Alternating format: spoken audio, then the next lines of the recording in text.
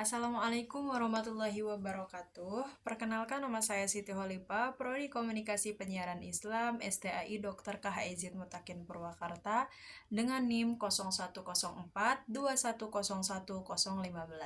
Di sini saya akan menjawab soal UTS mata kuliah Komunikasi Bisnis dengan pertanyaan yang pertama, yaitu komunikasi bisnis meliputi komunikasi verbal dan juga nonverbal. Dalam komunikasi bisnis, keterampilan dalam mendengarkan dan memahami dari siapa penerima pesan sangatlah menentukan kesan dan efek komunikasi. Nah, lalu jelaskan teknik-teknik dalam memahami dan mendengarkan agar terjadi komunikasi yang efektif dengan komunikan dalam proses komunikasi bisnis.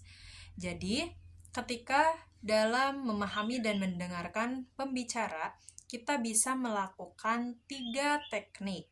Yang pertama itu dengan teknik mendengarkan aktif. Bagaimana sih mendengarkan aktif itu? Jadi kita bisa mendengarkannya atau memfokuskan kepada pembicara bahwa kita itu menunjukkan bahwa kita itu sedang mendengarkan pembicara. Seperti apa? Ketika kita mendengarkan pembicara, kita bisa menganggukkan kepala, tersenyum, dan juga kontak mata. Itu teknik yang pertama. Teknik yang kedua itu bisa dengan memparafrase. Bagaimana cara memparafrase? Yaitu mengulang inti pesan dengan kata-kata sendiri untuk memastikan pemahaman yang tepat. Jadi kita memparafrase omongan yang telah kita ucapkan kepada komunikan. Contohnya, jadi Anda menginginkan laporan selesai pada hari Jumat, benar? Nah, itu bisa diajukan tuh, yaitu dengan memparafrase omongan yang sudah kita bicarakan dengan komunikan. Lalu, yang ketiga itu empati, yaitu berusaha memahami perasaan atau perspektif komunikan. Dengan contoh, saya bisa memahami bahwa ini penting bagi Anda. Itu untuk teknik memahami dan mendengarkan dengan efektif dengan komunikan. Yang kedua, 4 pola komunikasi dalam komunikasi bisnis, atau dengan pertanyaannya, jelaskan 4 pola komunikasi dalam komunikasi bisnis dengan contoh-contoh yang mudah dipahami. Oke. Jadi, yang pertama itu komunikasi vertikal. Komunikasi antara atasan dan juga bawahan itu disebut dengan komunikasi atau pola vertikal. Contohnya seperti apa? Contohnya, CEO mengarahkan manajer proyek untuk mengatur jadwal peluncuran produk. Nah, itu termasuk ke dalam pola vertikal. Dan yang kedua, ada pola horizontal. Pola horizontal ini yaitu komunikasi antar individu dengan posisi setara dengan organisasi. Contohnya, dua manajer di departemen berdiskusi untuk menyelaraskan strategi pemasaran. Itu untuk pola horizontal.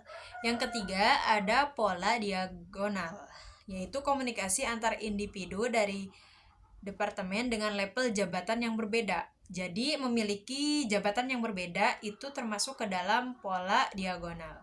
Contohnya, seorang staf pemasaran meminta informasi kepada manajer keuangan. Nah, itu contoh untuk pola diagonal. Dan yang keempat, ada pola eksternal.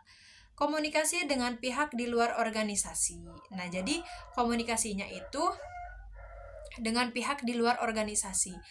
Contohnya, negosiasi antara tim pemasaran perusahaan dengan agen periklanan eksternal. Jadi, itu untuk pola eksternal.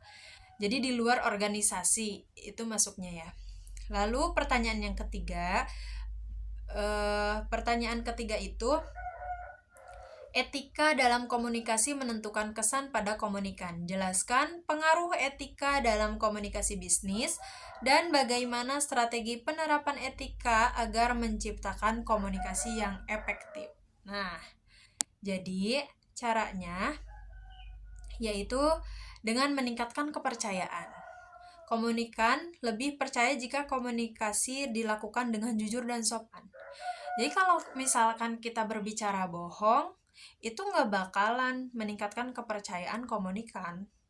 Bahkan mungkin untuk bisnisnya juga nggak bakalan berjalan lancar jika seseorang melakukan kebohongan. Jadi harus dengan jujur dan juga sopan, yaitu dengan cara meningkatkan kepercayaan.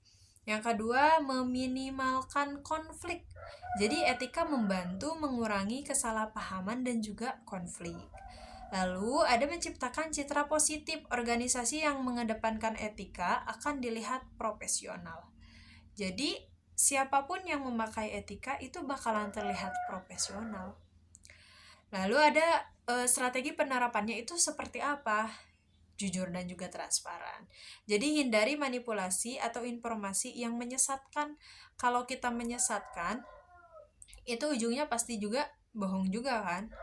Lalu menghormati waktu, jangan sampai terlambat dalam komunikasi atau pertemuan. Jadi contoh misalkan ketika kita dijadwalkan jam 9 tapi datangnya jam 12.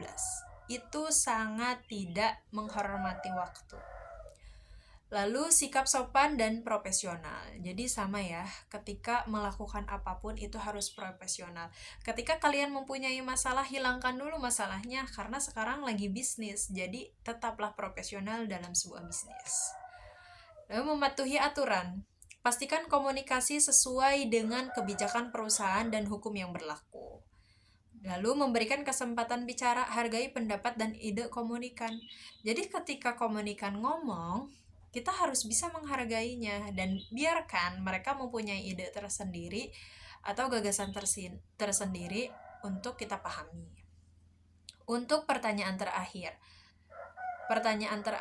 yaitu proses komunika nonverbal dalam komunikasi bisnis terwujud dalam bentuk surat menyurat. Berikan beberapa contoh surat menyurat yang baik dalam komunikasi bisnis dan juga berikan contoh-contohnya.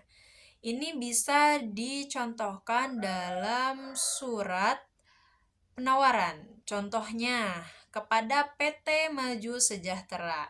Dengan subjeknya, penawaran kerjasama pengadaan alat tulis. Nah, di dalam suratnya, dengan hormat kami dari CP Prima Jaya mengajukan penawaran pengadaan alat tulis dengan harga terbaik dan layanan unggul.